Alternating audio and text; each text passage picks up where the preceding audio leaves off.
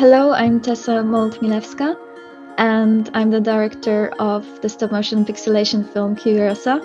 It's a surrealistic story of curiosity and a girl climbing into her boyfriend's head in search of answers.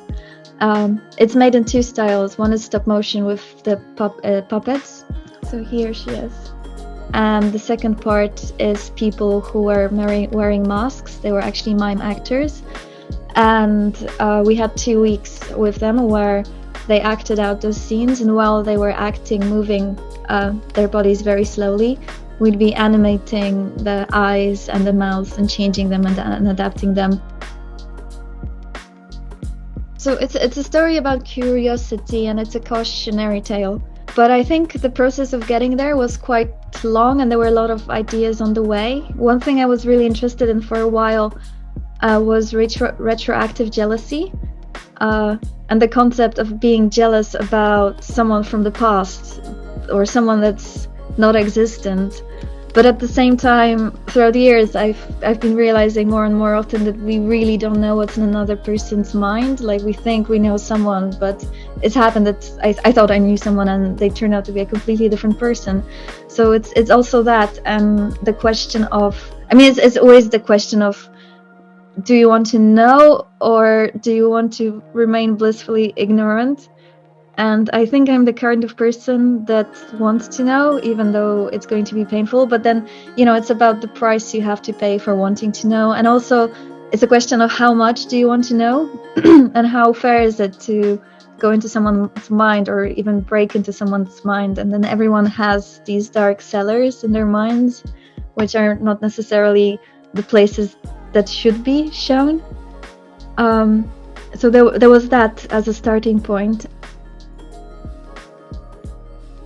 I've always liked surrealism and magic realism, so the idea of climbing into a head was something that I found really inspiring. And also, after having all these ideas and visual research, I tried to pitch the idea to different friends and people from school. So that was the beginning, and then there were many months of developing because we had only 1 year to create this film from beginning to end. When we started shooting, or when we started building the sets, we didn't have a clear idea.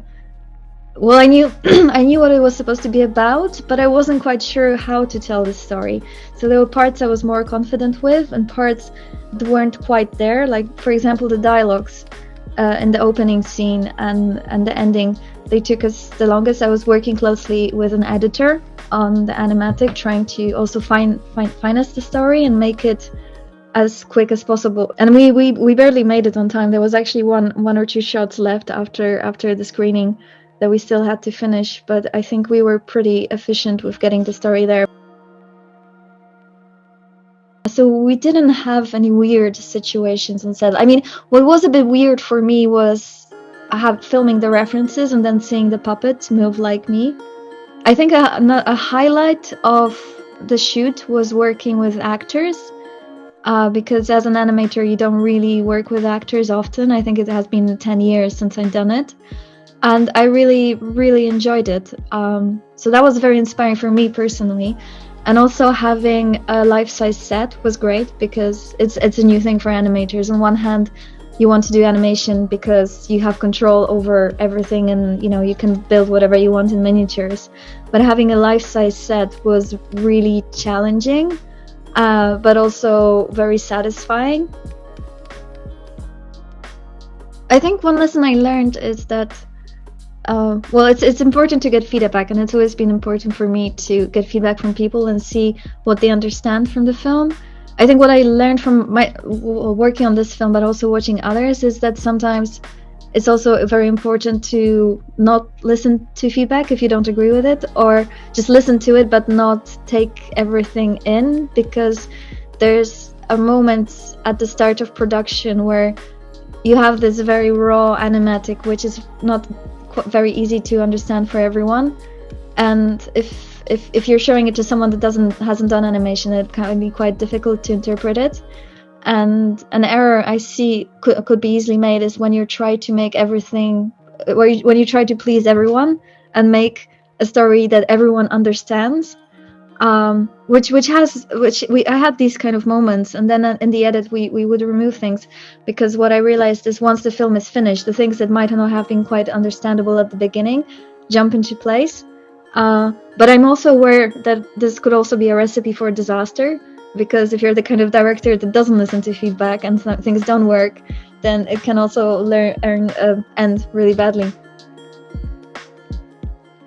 It feels great. I noticed the selection is quite small and the films look amazing, so it's always such a privilege to have this film screened amongst others, and it's great to have it shown to an audience, because that's why we make films, and I hope the audience enjoys it.